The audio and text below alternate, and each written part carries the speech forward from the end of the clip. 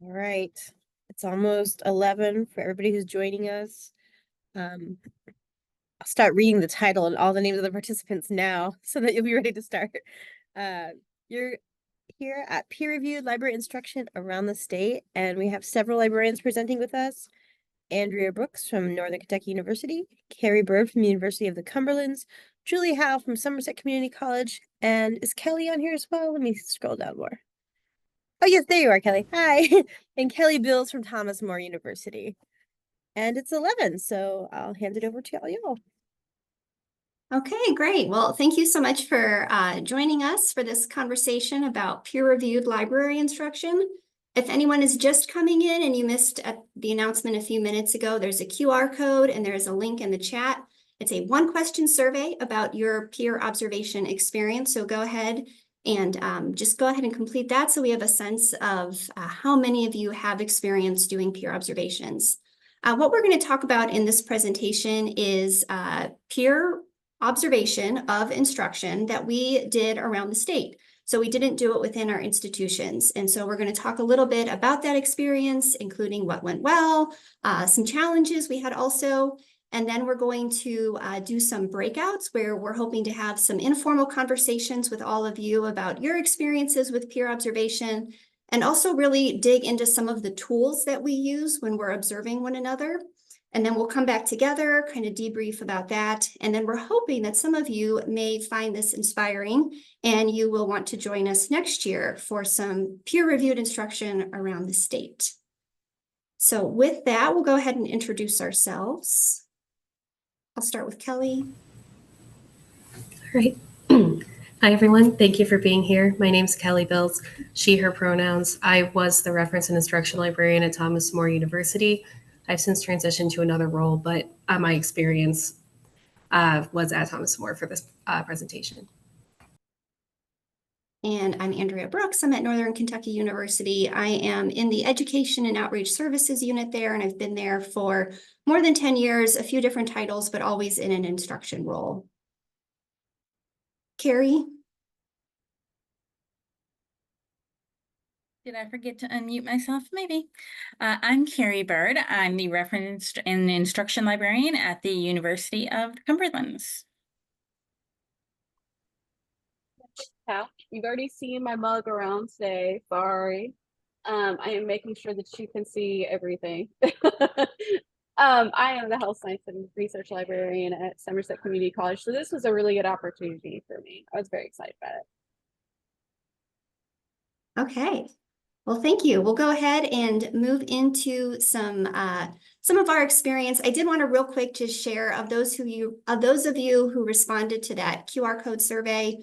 It looks like about half of you have participated in peer teaching observations, and about a third of you have never participated. And I'm not really good at math off the top of my head, but that leaves like slightly about maybe 20% who regularly participate. So only about 20% of you regularly participate in peer teaching observations. So that's interesting to note. And about 30% of you have never participated. Okay, so the four of us, this program, if you want to call it that, it all began here at the LIRT Retreat 1 year ago. We had a lunchtime discussion where I presented about peer observations, an approach that I do with my colleagues at NKU. We call it appreciative teaching. And some of you may have attended that. We had a really good conversation as a group. We talked about challenges with observations, what we liked and what we didn't like. And at that meeting, that discussion, I suggested that with the help of technology, we could extend observations beyond our own institutions, considering, we could observe one another through Teams or through Zoom. So a few of us here, myself, Carrie, Julie, and Kelly, we continued talking, and we had an informal chat later in the summer.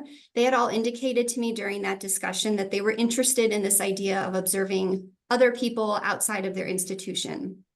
So it ended up being kind of perfect that there were four of us to pilot this idea because we hadn't done it before. So we were able to really easily just kind of pair up. There also was some geographical proximity with us, which we obviously didn't intend for that to happen, but it did kind of work out. because we were able to partner in that way. So we're going to each talk about our experiences that we had observing one another.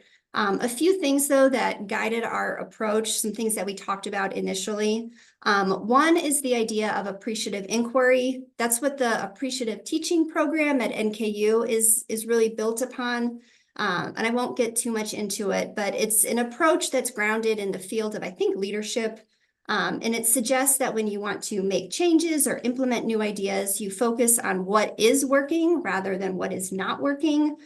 So you appreciate your successes and then focus on improving from there.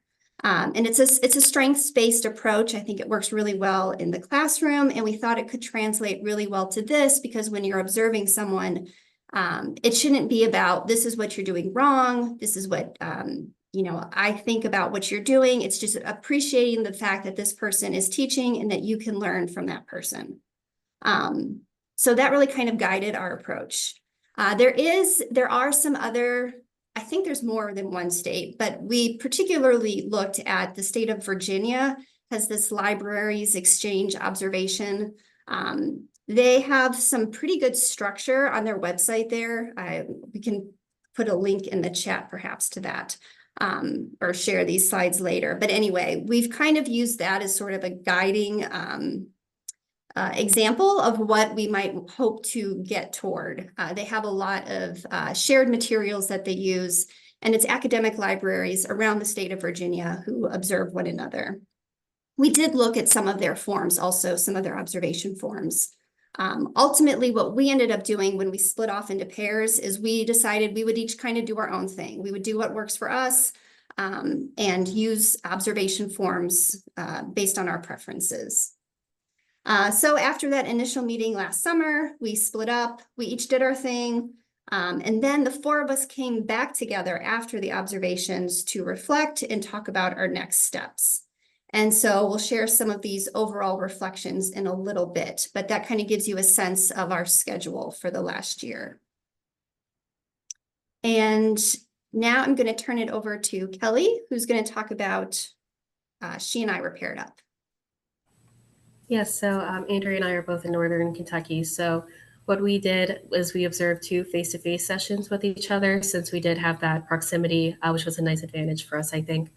So before the class, we had a pre-meeting where we shared our lesson plans and we had a conversation, sharing learning objectives, but also any context around the class. For example, I was teaching a general psychology class. Andrea was teaching an honors English.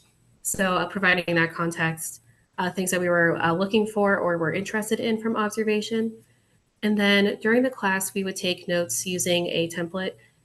So we have a snapshot or screenshot of that on the screen. There are 3 columns. First is the time.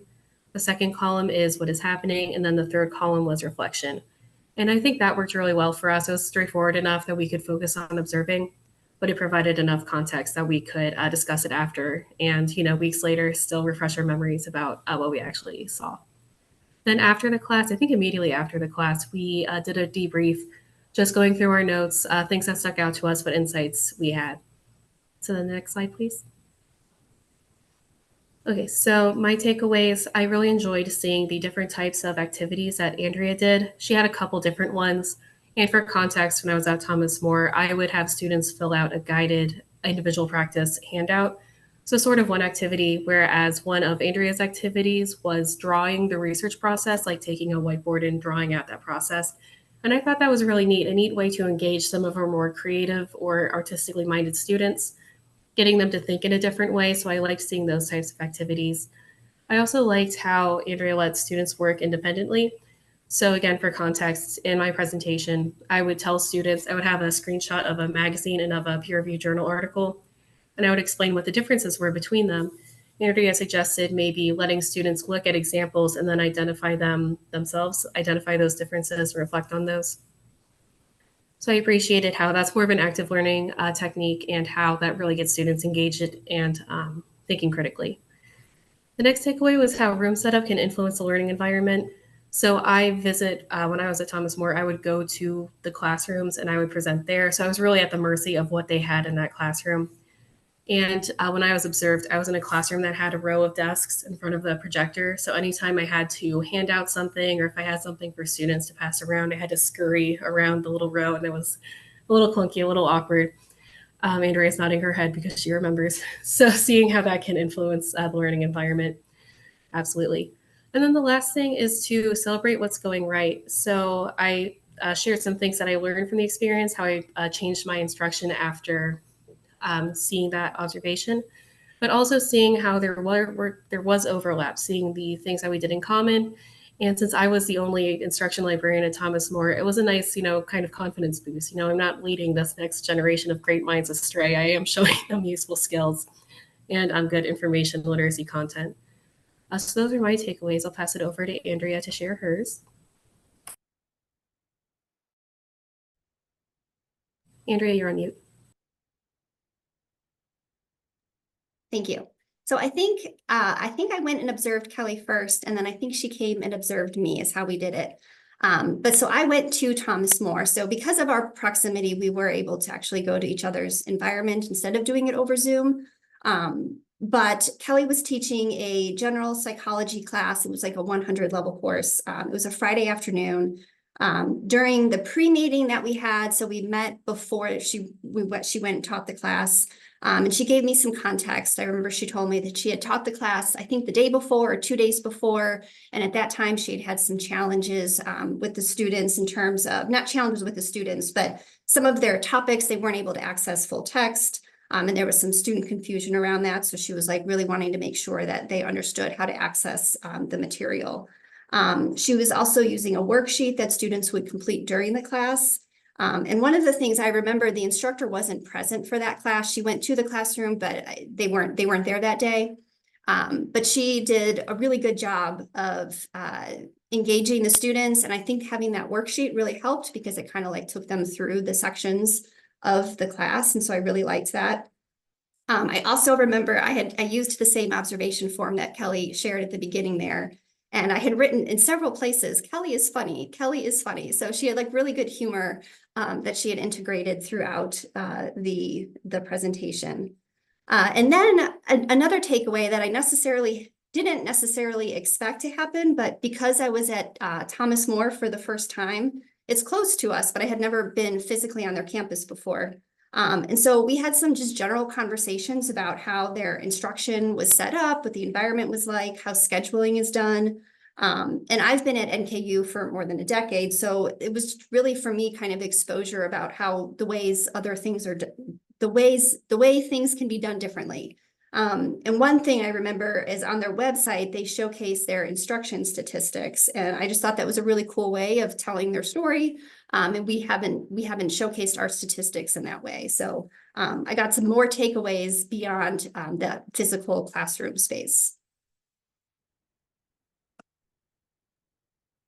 And I'll pass it over to Carrie and Julie.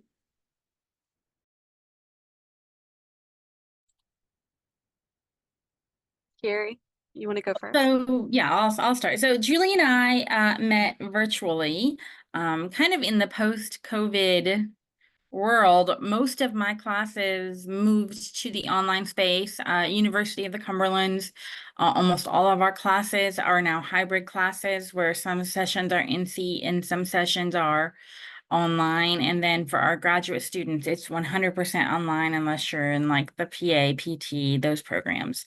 So it was kind of easier to meet virtually because I have way more online classes than I do in-person classes. So we exchanged recordings and met virtually, which for us was really nice. It gave us a little bit more flexibility of when we were going to meet and how we were going to meet. And I really appreciated that. And I think it was really great to meet and see like how to make our videos more accessible. For me personally, one of the things that we had struggled with is we use what we call iLearn, and it's Blackboard by any other name is still Blackboard, right? And for us, there is no captioning in our sessions. And in order to have a session captioned, they have to pay like an outside group to caption our sessions. And so they're like, we can only do that once. Well, you know, and all of us know our databases change all the time. Where this button is moves where that button is moves. So having that be the way that they structure it really isn't helpful. And so I watched Julie's video and it was uploaded to YouTube. And I thought, why am I not just doing that? You know, that's going to automatically caption for me. It's going to be more accessible to my students. People are not going to have to be enrolled in the class in order to access things. And so that really was like, I should think about other ways, because we've been really pushed to kind of stay within our iLearn environment. And then I thought, I have to look outside of that. And it's really been nice. A lot of our, not even students necessarily with disabilities or hearing issues like myself, but like a lot of our international students want captioning, because I talk fast, I guess. I don't know. No, can't figure out what they're talking about with that. And that makes it more accessible for them as well. And I think we also, we kind of learned from each other's presentation styles, and I'll let Julie talk a little bit more about that. And, we present a little differently, and that's nice to see another way, another approach. Yeah, I agree. We kind of had a crazy semester. Shock. Can you believe that happened to us? So we actually just were able to exchange those recordings. I had uploaded mine to YouTube per the instructor's request. He had an online course, so he needed an asynchronous library instruction video so the students could watch it, because, online classes, they don't meet synchronously. So that's what I had. Carrie had a synchronous recording of an orientation. No. Orientation? Yeah, it was orientation. So ours were slightly different purposes, but having both videos was helpful, because then you could kind of see where one person had a real strength, and maybe, would that work for me? Because I get stuck in my own thinking sometimes. And, when I do have other instructional librarians, but they're at another campus. So I've never seen them do instruction, nor have they seen me outside of like conference presentations and stuff for all of us.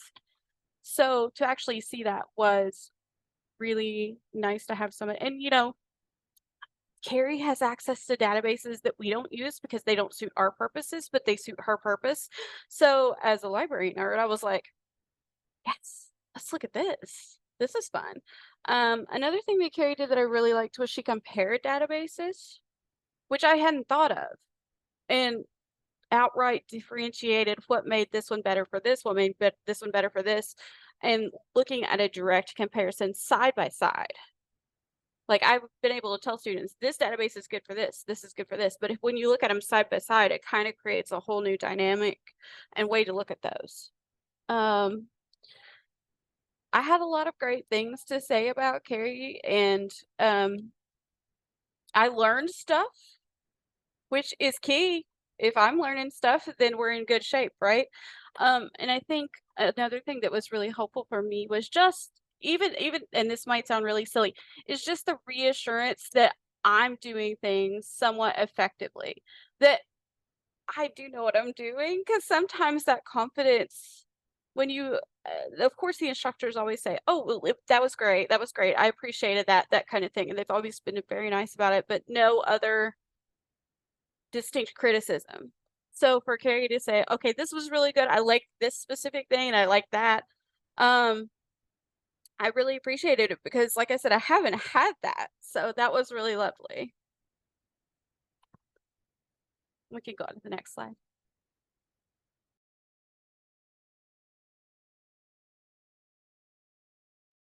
So I definitely think some of the overall benefits were receiving feedback. I know that Kelly was kind of a solo librarian at her institution in terms of instruction. We hired the second instructional librarian at my institution in November, right? So like that was the first time in 16 years that I've been here that I have not been the only instructional librarian. And Julie is the only one at her campus. And so for 3 of the 4 of us, we really don't have that opportunity for peer pure, if my brain would kick in for a second there, peer feedback, peer review in person or online from anybody at our institution. And so being able to get that feedback from people who are in our field, like I've been reviewed, sarcastic or quotes, for promotion, and they really didn't know what to do with me. They sent a regular teacher in, they sat there for 15 minutes and they were like, well, and then they left and they forgot to do it. I had to call and remind them that they had to do it anyway. So, and that's kind of the only pure observation that I've ever gotten. And they really were just like, yep, she sure is librarianing. Check that box. And so to have that kind of feedback and interaction was really beneficial to me. And, you know, when Julie did her asynchronous session, she had her professor in it. And that was really something I hadn't considered, because I feel like sometimes when you're doing an asynchronous session, you really feel like you're talking into the void, and it's hard to know, you know, do I have those moments where am I missing something that the professor would have liked to hear, that kind of thing. And so being able to see different formats really helped me think of things I could do to adapt my style. And, you know, it's not necessarily about, oh, Carrie covered this and Julie covered this and Kelly covered this, but, you know, how to more effectively reach the students and whether our style is accessible and things that we can maybe do to improve, and really focusing on constructive feedback rather than criticism. There's no finger shaking and saying, you made a joke and this needs to be serious. You know, it's really more about how can we give positive reinforcement and ways to build on what you're doing rather than kind of trying to bring any kind of negativity into it. And so I think that really helped. And I do think that having an outsider perspective helps, because I know sometimes first of all, sometimes we get into people with our institution and the whole thing devolves into a conversation about, well, I wish we were allowed to do this, and I think that we could do this, and we can't possibly do that, and we feel very limited. And talking to people outside of our institution kind of can shake you out of that a little bit and give you the ability to kind of see what other people are doing that maybe you can apply, instead of thinking about, well, I can't do that. And so I definitely think that was helpful to have an outside viewer who maybe does not feel those sort of internal limits and feels the same restriction. And I think that was really helpful. And then just having the other approaches. And I think that was great. Being able to see what other people are doing, because, you know, I love doing instruction, but you do get in a rut. I feel like at this point, I've almost got a script and I'm just boom, boom, boom, boom, hit those points, use those same examples, and seeing how other people do it can kind of shake that up a little bit and encourage you to kind of try a little bit different things, maybe even just change your examples a little bit so that it feels a little fresher to you, so you're not so rote. Yeah, and I would just chime in too that even as someone who's not a solo librarian or a solo instruction librarian, and we do peer observations at my institution at NKU, but there's still a real advantage, I think, to going and seeing other people doing it. A lot of it, you know, at NKU, it's great to observe my colleagues and have them observe me, but a lot of the activities we use are co-constructed or we've talked about them. So it's not always a surprise, right, to where you're learning new ideas so much. So yeah, I think that was one of the greatest advantages to doing this. And I think I have this slide. So these were just some of the kind of lessons learned, some of the challenges we had in this. And I think a lot of this also just had to do with this being the first year that we did this across the state. So we really didn't, we were just piloting this idea. The first thing, and this isn't really a lessons learned, I think we all did this, but just keeping it positive. And that's one thing that came out of that conversation last summer at the LIRT retreat, is that folks really don't want to be criticized, at least not in a constructive way, right? So just keeping it positive, the purpose of doing this, and reminding ourselves that the purpose that we're doing this, the reason someone's observing me is to learn from me, right? And appreciate what is being taught and how it's being taught. The last three lessons learned, I think these all kind of go together and really just kind of go with timing. We're all really busy individuals. And even at my own institution, we've learned this lesson. When you want to do peer observations, you need to schedule it early. I think by the time Kelly and I got ours scheduled, I think we each had like one class left. And then that was also available with our existing schedule. So we really didn't have a lot of time to like pick a class maybe that was more interesting to us, right? It was just, this is the time and the date. Well, that's the class I'm going to come observe. So I think if we can do it earlier, that would probably work to our advantage.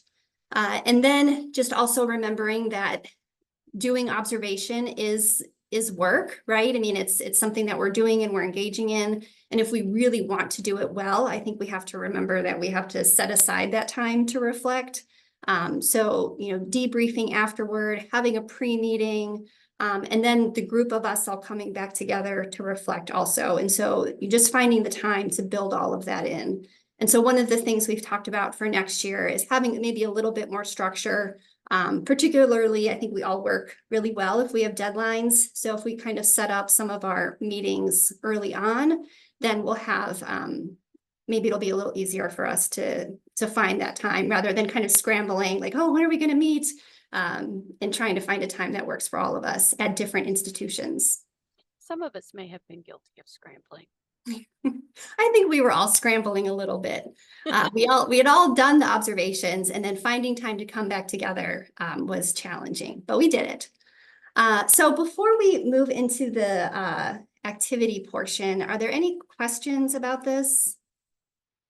You can put it in the chat or feel free to unmute.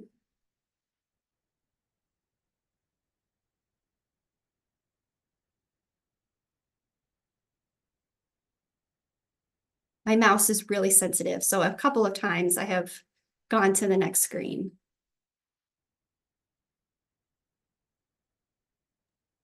I have a question.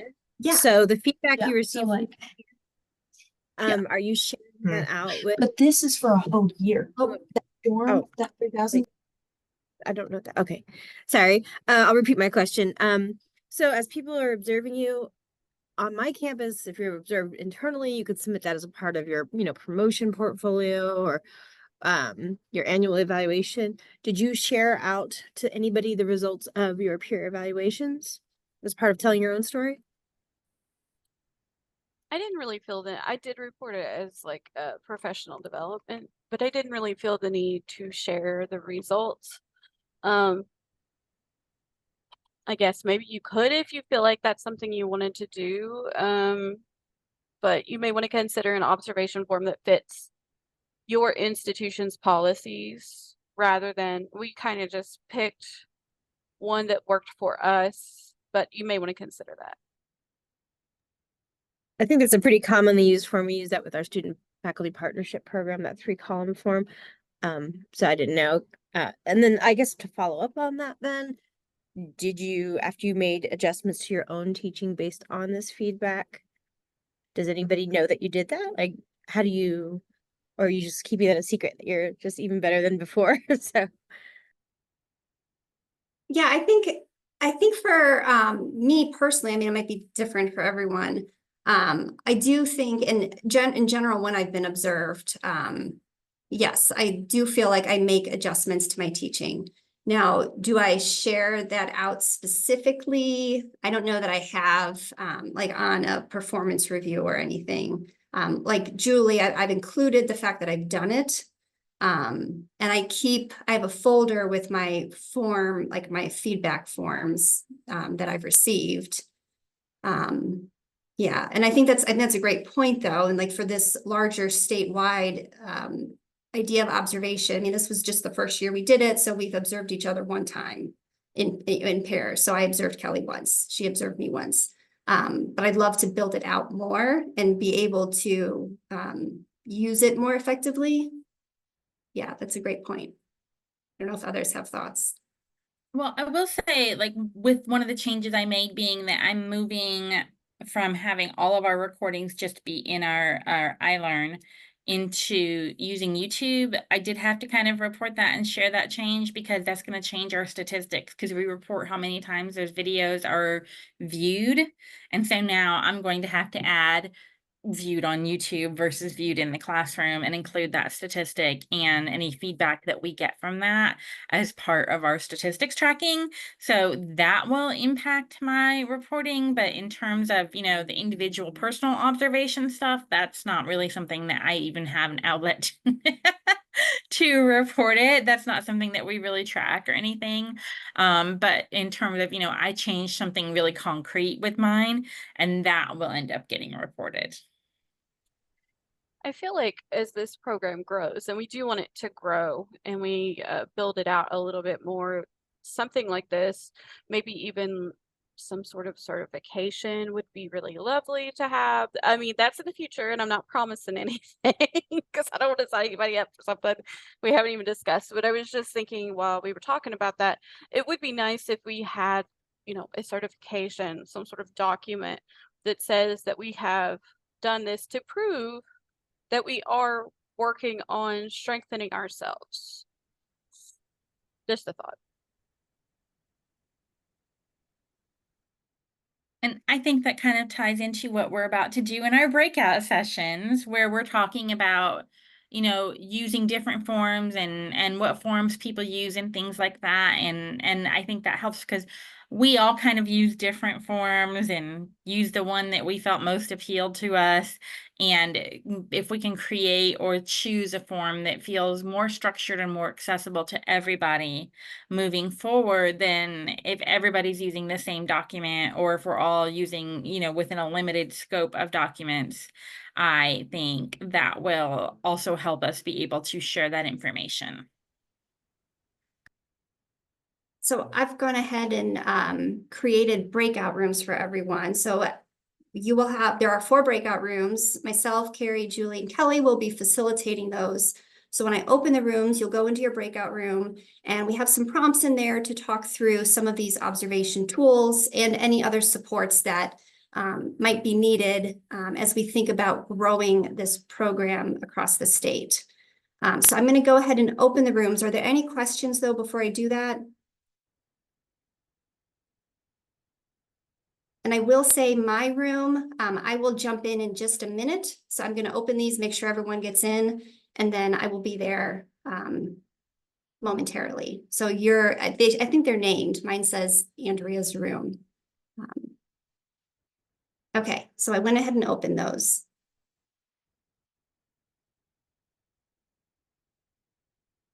Oh, and I was going to say too, for the facilitators, I think we said like 10 minutes. That works.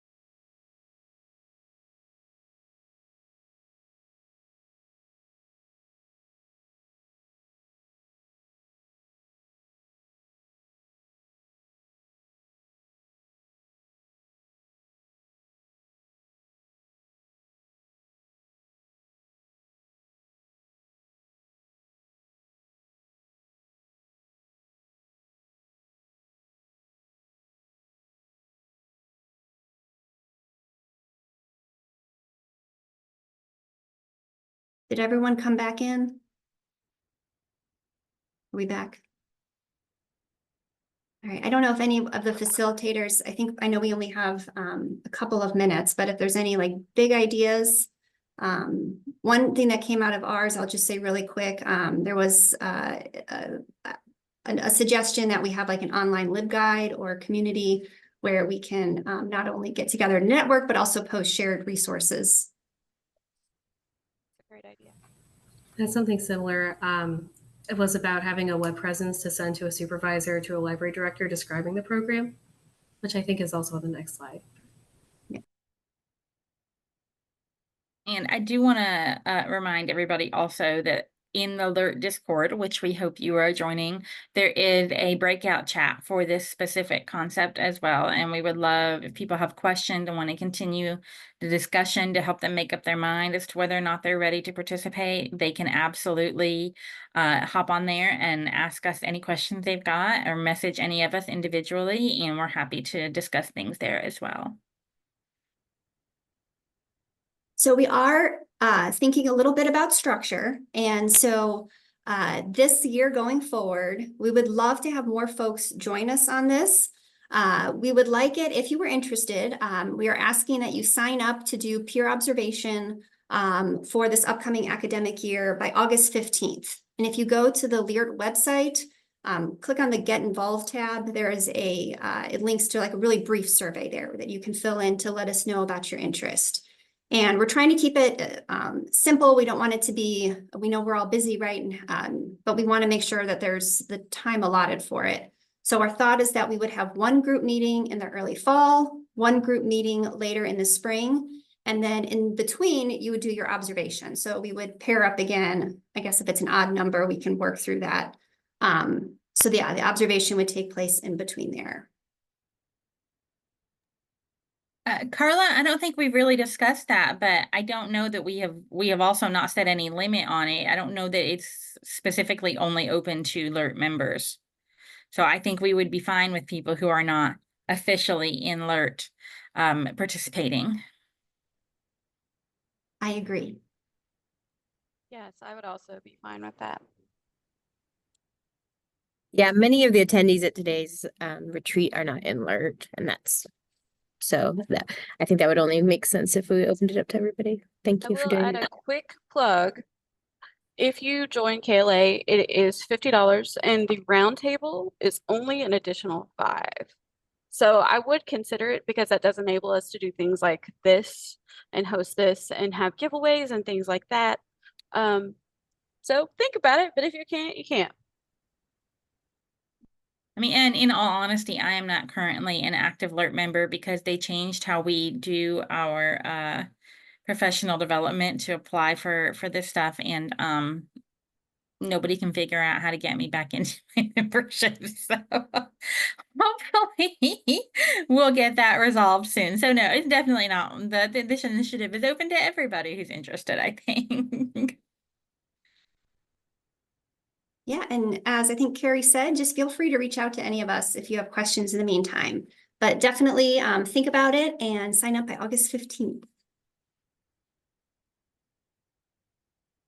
And I think that's it. Well, thank you all so much. Everybody who's here, we're breaking for lunch and we'll be back at 1 p.m. to hear